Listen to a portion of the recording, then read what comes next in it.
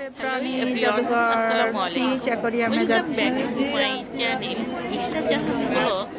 আশা করি এই যে আমরা আপনারা সবাই সবাই লাইন ভালো ধরছি। আছেন, আমরাও আলহামদুলিল্লাহ ভালো আছি। দেশ এবং প্রবাস থেকে এই মুহূর্তে ভিডিওটি দেখছেন, আশা রাখি আমার আজকের ব্লগ ভিডিওটি আপনারা অনেক বেশি এনজয় করবেন।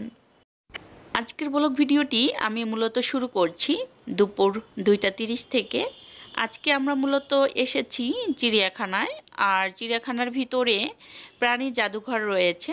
তো এখানে কিন্তু আমরা অ্যাকোরিয়ামও দেখব, বিভিন্ন ধরনের ফিশ দেখব। আর এখানে কিন্তু 240 প্রকার প্রাণীর সমাহার রয়েছে। তো আমরা সেগুলো মূলত দেখার জন্য এই যে জাদুঘরে আসলাম। তো এখানে কিন্তু আমরা দেখতে পাচ্ছি এই যে গন্ডারের চামড়া।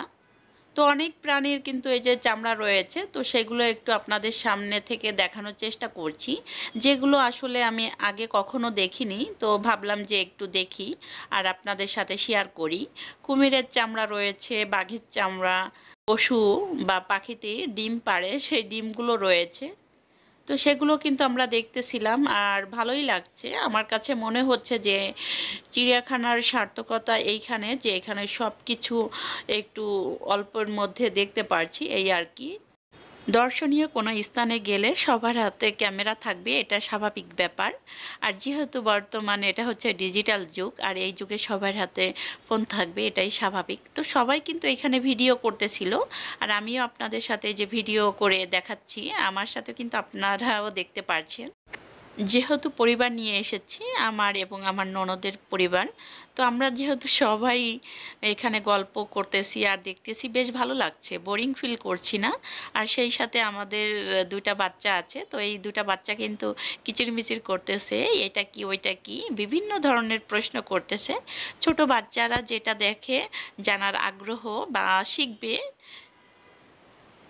তো এইদিকে ইস্টামণি কিন্তু এই যে গোল্ড ফিশের কাছে চলে এসেছে, তো বলতেছে যে আমি এটা নিয়ে যাব, আমি বাসায় অ্যাকোরিয়াম কিনবো। তো আমি বলতেছিলাম যে বাবা, বাসায় তো জায়গা নেই, তো পরবর্তীতে যখন নিজের একটা বাড়ি করব তখন তোমার এই অ্যাকোরিয়াম আমি রাখবো।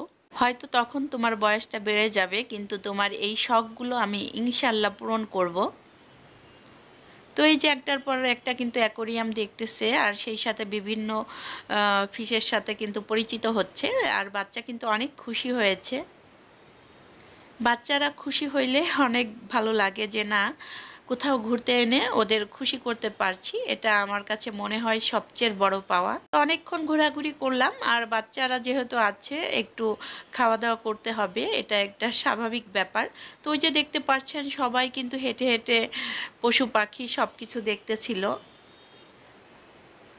আমাদের শরীরে কিন্তু এত এনার্জি নাই, আমরা একটুতেই হাঁপিয়ে যাচ্ছিলাম। তো আমরা কিন্তু এখানে বসে একটু রেস্ট করব, সেই সাথে বাচ্চাদের জন্য এই যে খাবার নিয়ে এসেছি, আর বাচ্চারা কিন্তু এখন খাবার খাবে। সবাই মিলে যেহেতু একসাথে বসেছি, তো ভাবলাম যে আমরা সবাই একটু একটু করে খাবার খাবো। আর এইদিকে কিন্তু বাচ্চারাই যে খেলাধুলা করতেছে, এই ভিডিওটুকু কিন্তু আমি ক্যাপচার করতে একটুও মনে ছিল না।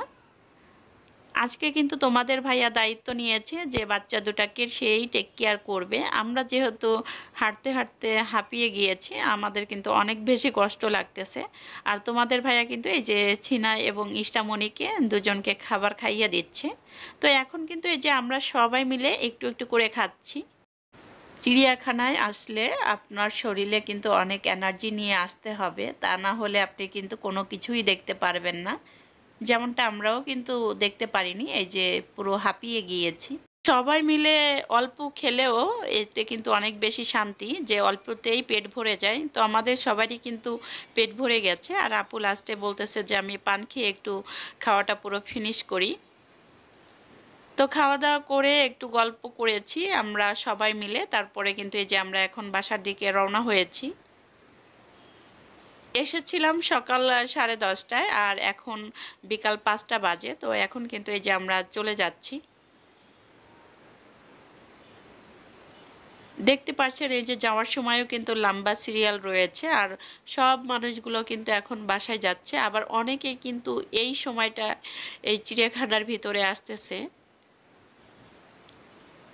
যেহেতু শনিবার ছিল, অনেক বেশি ভিড় ছিল, আমার কাছে বেশ ভালো লাগে ভিড়ের ভিতরে একটু ঠেলে ঠুলে ভিতরে যাওয়াটা, বেশ এনজয় করি। এই যে দেখতে পাচ্ছেন যে সন্ধ্যা প্রায় কিন্তু ঘনিয়ে আসছে, এমন একটা সময় কিন্তু আমরা এই যে বের হয়েছি। তো তোমাদের ভাইয়ার যেহেতু বাইক আছে, আমাদের একটা সিএনজি লাগবে, তো সিএনজি খুঁজতে কিন্তু আমাদের অনেক বেশি টাইম লেগেছিল। তো এই ফাঁকে কিন্তু এই যে ইশরামণি এবং সিনহাকে আমরা কিন্তু এই যে বেলুন কিনে দিয়েছি। তো বেলুন মূলত তাজিন কিনে দিয়েছে, ওরা দুই বোন যাতে একটু হ্যাপি থাকে এই আর কি। সিএনজি আসতে যেহেতু অনেক বেশি লেট করতেছে, তো এখন কিন্তু আমরা আমরা ভর্তা মানে আমরা মাখানো খাবো, আর সেই সাথে ঝালমুড়ি খাবো। বাহিরে ঘোরাফেরা করলে দেখা গেছে ঝালমুড়ি আমরা এগুলো খেতে কিন্তু অনেক বেশি ভালো লাগে। অবশেষে সিএনজি পেয়েছি, আর সিএনজি নিয়ে মিরপুর থেকে আমরা চলে আসলাম মোহাম্মদপুরে। আর মোহাম্মদপুরে এসে এখন আর বাসায় যাব না, কারণ বাসায় কোনো কিছু রান্নাবান্না নেই। এখন কিন্তু যেহেতু সন্ধ্যা হয়ে গেছে, আমরা আবারও একটু খাবার খাবো। খাবার খেয়ে তারপরে আমরা যাব। আমরা কিন্তু আছি মোহাম্মদপুর সূচনার কাছাকাছি হবে এই হোটেলটা। এই হোটেলের নাম হচ্ছে আল মাহবুব হোটেল। তো এই হোটেলটা কিন্তু মোহাম্মদপুরে অনেক বেশি বিখ্যাত। এখানে কিন্তু বিফ বডি কাবাব এবং দুধ চায়ের জন্য এই হোটেলটা কিন্তু অনেক বেশি ফেমাস হয়েছে। তো আজকে আমরা কিন্তু এই যে বিফ বডি কাবাব দিয়ে পরোটা খাচ্ছি, আর ইশামণি কিন্তু চিকেন দিয়ে পরোটা খাচ্ছে। বাচ্চারা যেহেতু চিকেন পছন্দ করে, তো আমরা কিন্তু এখন এই যে চিকেনটা বাচ্চাদের দিয়ে দিয়েছি, আর আমরা কিন্তু একটু দুধ চাও ট্রাই করতেছি। আজকে যেহেতু একমাত্র ননদ নিয়ে এসেছি, তো ওদের বললাম যে একটু ট্রাই করো কেমন লাগে। আমি তো আগে অনেকবার খেয়েছি, আমার কাছে বেশ ভালো লেগেছে। ভিডিওটি আর বেশি বড় করতে চাচ্ছি না, নেক্সট ভিডিওতে আবারও আসবো। ততক্ষণ পর্যন্ত কালা।